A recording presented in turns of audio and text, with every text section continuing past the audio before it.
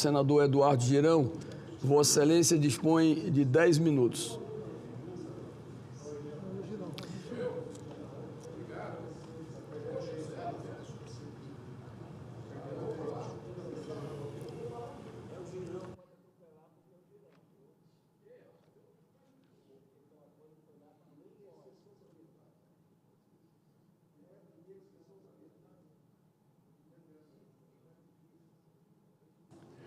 Paz e bem, meu querido irmão, presidente dessa sessão, senador Chico Rodrigues. Quero cumprimentar as demais senadoras, demais senadores aqui presentes, funcionários dessa casa, assessores, e você, brasileira, brasileiro, que está de parabéns hoje. Guardem essa data. Dia 20 de agosto de 2025. Governo Lula, o PT, presidente dessa casa, presidente da casa aqui ao lado, sofreram uma derrota pela arrogância. Conseguimos, na CPMI, do roubo do INSS, que se multiplicou exponencialmente nesse governo Lula, colocar um comando imparcial. Já estava dando a entrevista aí para cima e para baixo, tweet, falando como eleitos os candidatos do regime Lula e STF. Mas nada como um dia atrás do outro. Porque a vitória veio na hora certa, numa articulação que houve, madrugada adentro, com humildade, com trabalho. E eu quero cumprimentar aqui o senador Carlos Viana. Eu retirei minha candidatura anunciada há mais de 15 dias, para que a gente tivesse a possibilidade de vencer a sociedade brasileira. Venceu e venceu de forma decisiva, com o voto do Partido Novo, que compõe ali com 3 integrantes a essa comissão, e nós conseguimos vencer. Quero também cumprimentar o senador Espiridião Amin por emplacar um clamor cada vez maior de uma sociedade que só quer transparência, mais segurança nas eleições. Qual o mal disso? Por que fazer isso um cavalo de batalha? E o senador Espiridião Amin, com a sua liderança, por 2 votos, inclusive o meu, nós conseguimos colocar na reforma do Código Eleitoral o voto auditável. Mas, senhor presidente, o que me traz aqui a essa tribuna hoje é algo muito grave, viu, senador Espiridião Amin? O Auto de Fé de Barcelona foi um evento incorrido em 9 de outubro de 1861, quando, para sufocar a cultura, para sufocar as informações, os conhecimentos trazidos pela doutrina espírita na época, foi queimado os livros espíritas em praça pública, para censurar, para não deixar a Europa saber daquilo. Foi a maior propaganda que o espiritismo teve na história. E estão fazendo a mesma coisa, porque a curiosidade só aumenta da população quando se quer censurar a liberdade de expressão. E olha o que aconteceu, presidente. A 9ª Vara Criminal de Fortaleza, da terra que eu nasci, determinou que o Brasil Paralelo fizesse a remoção imediata do conteúdo do caso Maria da Penha, parte do documentário Investigação Paralela. Por que isso? O pedido foi feito pelo Ministério Público do meu estado. Isso me envergonha, porque isso mostra que aqui não tem democracia nesse país. Argumentando o Ministério Público do Estado do Ceará que o vídeo apresentava acusações infundadas que podem alimentar uma campanha de desinformação sobre o caso. É o 2º documentário do Brasil Paralelo que é censurado. O primeiro foi Quem Mandou Matar Jair Bolsonaro, lembra? Na época da campanha, censura prévia, escancarada, vergonhosa, e agora fazem isso. Em outro documentário do Brasil Paralelo. Aí vem aquelas pessoas sedentas por justiça, por saber o que é que está acontecendo. Por que estão fazendo isso com o documentário? O que é que ele fala? Isso cria uma curiosidade maior sobre o caso. Segundo esclarece o próprio Brasil Paralelo, em matéria publicada pelo excelente e respeitado jornal Gazeta do Povo, o documentário fazia parte de uma série no formato Crimes Reais, com a proposta de revisitar casos de grande repercussão social, sob diferentes perspectivas, estimulando com isso o debate público e jornalístico. Não pode mais no Brasil. Que mito é esse? Por quê? Eu estou curioso e vou me aprofundar, enquanto senador da República do Estado do Ceará. Isso me causou muita curiosidade nisso aqui. Por quê? É a mesma linha de outras produções que nunca sofreram nenhuma censura. Outros temas dessa série não sofreram censura, só nesse caso do Maria da Penha. É o caso, por exemplo, do material da HBO intitulado Pacto Brutal, o assassinato de Daniela Pérez. Ou então o documentário da Netflix intitulado Elise Matsunaga, Era uma Vez um Crime. Esses não tiveram nenhum tipo de censura. Por quê? Não pode ter censura no Brasil. Esse país é livre ou não é? Assim como o documentário censurado do Brasil Paralelo, nenhuma dessas produções faz qualquer tipo de apologia ao crime. Não ataca ninguém, nem as vítimas, nem as leis, e muito menos endossa qualquer forma de violência. O que estamos assistindo aqui é mais uma distorção de cunho puramente ideológico. Existe outro processo tramitando na Justiça, movido pela AGU, através da Procuradoria Nacional da Defesa da Democracia. Olha que nome lindo eles usam. Vulgarmente conhecido como Ministério da Verdade de Lula, pedindo a aplicação de multa de R$500 mil, senador Plínio Valério, senador Sérgio Moro. Há mais uma censura ao Brasil Paralelo, da série Investigação Paralela. O Brasil Paralelo busca se defender, afirmando que impedir a exibição de obras audiovisuais sobre fatos históricos e públicos significa restringir o direito da sociedade de conhecer todas as versões. É claro, é óbvio.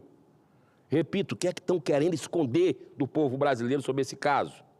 Não quero fazer nenhum julgamento, mas agora a minha curiosidade aumentou muito. Esse caso referente a Maria da Penha é muito complexo e levou quase 20 anos para ser julgado. Nesse documentário muito bem produzido, são ouvidos, além do ex-marido dela, vários especialistas em ciência do comportamento, psicanalistas e profissionais do direito que estudaram e acompanharam o caso que abalou o meu estado, a minha cidade, que acabou produzindo uma lei. Eu vou confessar uma coisa aqui, presidente.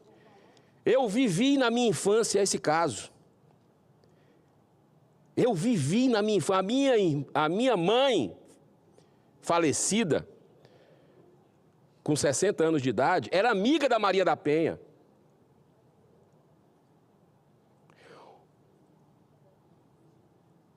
O colombiano tinha trabalhado com meu pai,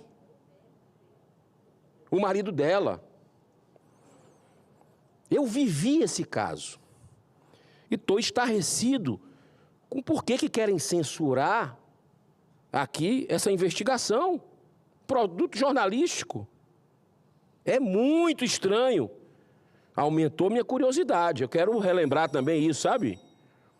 É uma viagem à minha infância, é uma viagem à busca da verdade. Por que estão querendo censurar? Senhor presidente, essa é uma lei indiscutivelmente necessária, a lei da Maria da Penha, para coibir a inaceitável violência contra as mulheres, ponto. O problema é que a lei falha em não conter mecanismos de prevenção também contra o abuso de falsas denúncias, que podem causar grandes e irreparáveis injustiças. Essa não é a primeira vez que o Brasil Paralelo é perseguido pelo regime ditatorial formado por Lula e alguns ministros do STF. Durante as eleições de 2022, repito, o ministro Alexandre de Moraes, na verdade, foi a ministra que deu o voto decisivo, a ministra Carmen Lúcia, praticou censura prévia ao proibir o lançamento do documentário Quem Mandou Matar Jair Messias Bolsonaro. E ela disse o seguinte ali, foi vergonhoso, viu? Isso aqui é inaceitável, cala a boca, já morreu, mas temos que fazer isso agora, a partir do dia 30 não vamos mais fazer isso.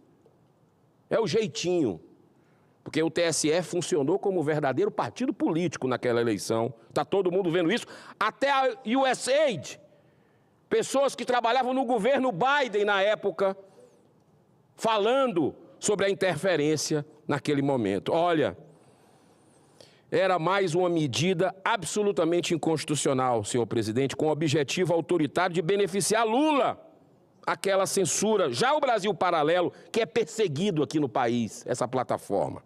Até na CPI da pandemia, tentaram enquadrar o Brasil Paralelo.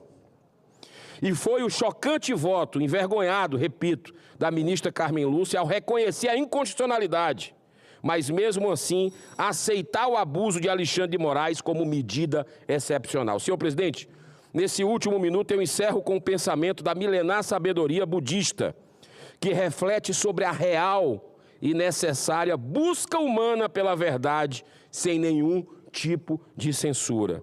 Abro aspas.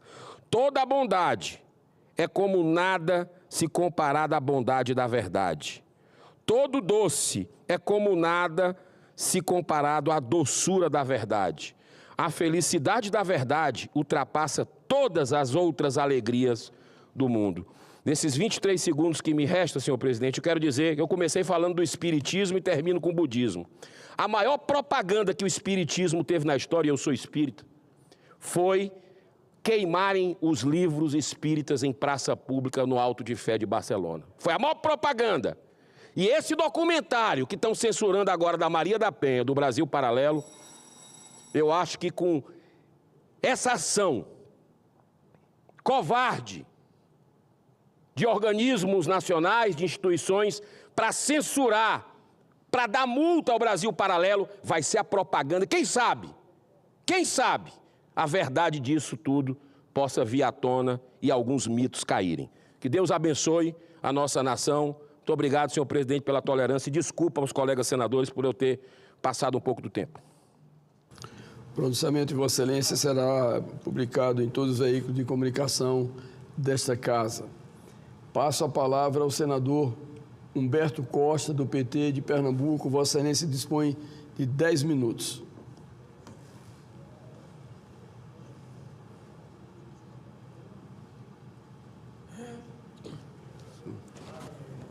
Senhor presidente, senhoras senadoras, senhores senadores, público que nos acompanha pelos serviços de comunicação do Senado e nos segue pelas redes sociais.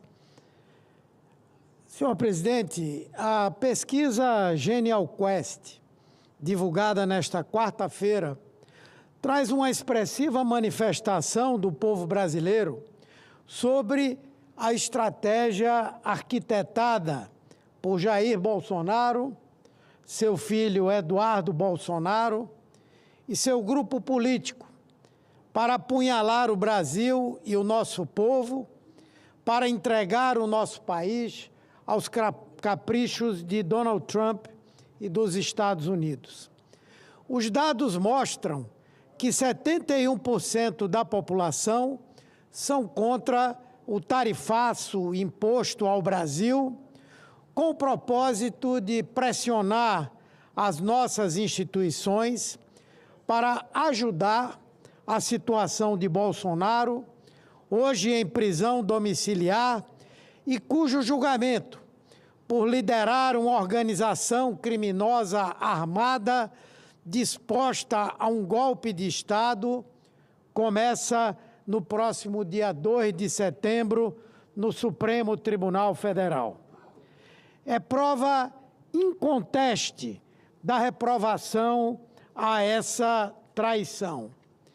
A pesquisa expõe ainda que 69% dos entrevistados consideram que Eduardo Bolsonaro age em nome de interesses dele e da própria família, quando articula, a partir dos Estados Unidos e à custa do dinheiro público que ele usou regiamente para se manter lá, medidas absurdas contra o nosso país, contra o nosso setor produtivo e contra o emprego de milhões de brasileiros e brasileiras. As pessoas demonstram ter plena consciência de que o Brasil está sendo cruelmente usado por um grupo familiar com o criminoso propósito de resolver seus interesses escusos para escapar de um processo judicial que corre rigorosamente dentro da lei. E reprovam essa ação deletéria que tem trazido sérios prejuízos ao país, com o aplauso de muitos traidores da pátria, entre eles governadores de estados extremamente prejudicados pelo tarifaço, como o de São Paulo, Tarcísio de Freitas, o de Minas Gerais, Romeu Zema, e o de Goiás, Ronaldo Caiado. Não há tolerância da população com os traidores. O que vemos é uma compreensão popular da situação em que 84% dizem ter conhecimento da agressiva carta endereçada por Trump ao Brasil e da necessidade de condenação inequívoca aos ataques dos Estados Unidos e à postura antipatriótica de Jair Bolsonaro e de sua família. Não à toa, 48% da população dizem que Lula e o PT estão fazendo o que é mais certo neste embate e 49% afirmam que o nosso presidente está agindo em defesa do Brasil. Lula e o ministro da Fazenda, Fernando Haddad, têm o reconhecimento público atestado pela pesquisa. São os dois nomes que aparecem à frente como os que mais estão agindo bem diante das ameaças que esse tarifaço representa ao nosso país. E 48% dos brasileiros têm confiança de que o governo Lula conseguirá negociar um acordo para reduzir as extorsivas tarifas aplicadas sobre nossos produtos. Fica muito evidente, enfim, que Bolsonaro, seu filho e seu grupo foram reprovados e derrotados pelo povo brasileiro nessa ação de lesa-pátria que empreenderam contra o nosso país.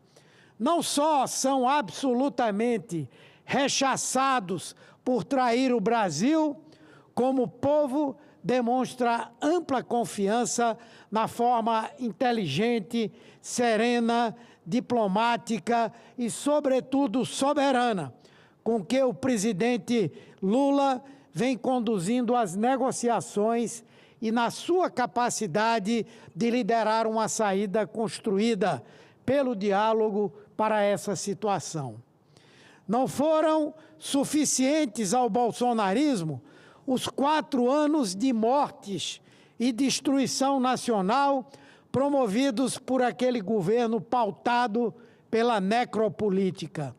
Eles perderam as eleições, tentaram um golpe de Estado, tentaram a abolição violenta do Estado de Direito, tentaram matar o presidente eleito, o seu vice Geraldo Alckmin e o presidente do Tribunal Superior Eleitoral, à época o ministro Moraes, e novamente derrotados em seus planos criminosos, seguem agindo para criar balbúrdia, para disseminar o caos e para destruir o Brasil. As pessoas estão percebendo vivamente o que significa essa miséria política que Bolsonaro e seu grupo representam. O povo está entendendo que não é uma questão de polarização, porque esse não é um ataque a Lula ou ao seu governo, é um ataque ao Brasil e ao seu povo, para atender aos propósitos criminosos de uma família, a família Bolsonaro, que esse grupo coloca acima de tudo, até mesmo dos interesses nacionais. Então, são dados alentadores, porque mostram a apreensão dos fatos pela população e a derrota dessa narrativa golpista contra o Brasil, promovida por esse grupo de traidores que trabalha aqui e no exterior, dia e noite, para prejudicar o nosso país. As pessoas sabem quem defende o Brasil e quem se alia a forças estrangeiras para atacar a nossa soberania. E tem condenado, sem nenhuma hesitação, os que traem a pátria e apoiado o governo Lula em sua firme defesa do nosso país. A conta política daqueles que agem contra a população e o Brasil está começando a chegar. A população está tendo absolutamente clareza de qual é a política da extrema-direita no nosso país. E vai mostrando claramente que esse segmento, que esse grupo não tem qualquer compromisso com a soberania nacional, com o interesse do Brasil e com o interesse da população brasileira. População essa que já começa não só a sentir, mas a descobrir que muitas coisas que no passado recente tiveram um peso importante, que deram discurso à oposição e que hoje estão mudando. Essa mesma pesquisa mostra que a população começa a sentir no seu próprio bolso a melhoria da inflação, por exemplo, em relação ao preço dos alimentos. Há um sentimento claro de que no supermercado, na feira, aonde se vai, já se começa a sentir uma diferença significativa do que aquela que havia 2, 3 meses atrás. Isso é fruto da política econômica do ministro Haddad, do presidente Lula. Isso é fruto das medidas que foram tomadas para enfrentar a carestia e melhorar a vida da população brasileira. Isso é fruto de um compromisso extremamente forte e sólido com o interesse da população brasileira mais pobre. E isso vai avançar ainda mais, senhor presidente. Vou concluir. Porque nesse ano nós vamos apoiar uma série de medidas que vão contribuir fortemente para melhorar a vida da população brasileira, inclusive da classe média. Nós devemos votar até o final desse ano a isenção do imposto de renda para quem ganha até R$5.000 e um desconto significativo para quem ganha até R$7.300. É o Vale Gás, é a nova tarifa social para a energia elétrica, é o Minha Casa Minha Vida atingindo a classe média também. E não tenho dúvidas, por mais que a extrema-direita esperneie, grite, chore, quando chegarmos no ano que vem, nós vamos chegar em condições absolutamente claras para reelegermos o presidente Lula e darmos continuidade a esse projeto que está mudando o Brasil. Muito obrigado, senhor presidente.